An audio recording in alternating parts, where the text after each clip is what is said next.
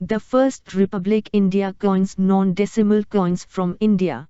India officially gained its independence from British rule in 1947, and the country later became a republic in 1950. Currently, India has one of the largest economies in the world. India started minting coins from 1950. The first Indian coins were non-decimal coins. Rupee was in use from 1950 to 1957. We followed 4 piks is equal to 1 anna and 16 annas is equal to 1 rupee non-decimal system. Let us see the coins that were in use.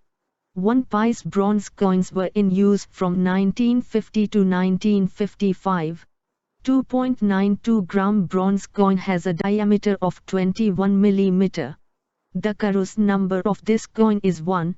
Catalogue value is around rupees 20. A half anna copper nickel coins were used from 1950 to 1955. These coins were minted in 1950, 54 and 55. Catalogue value is around rupees 100.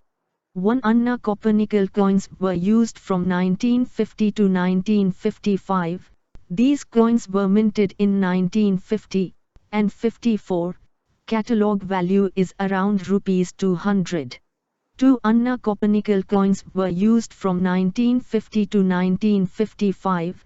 These coins were minted in 1950, 54 and 55.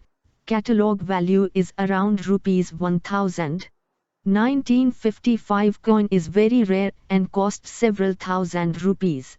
A quarter rupees nickel coins were used from 1950 to 1956.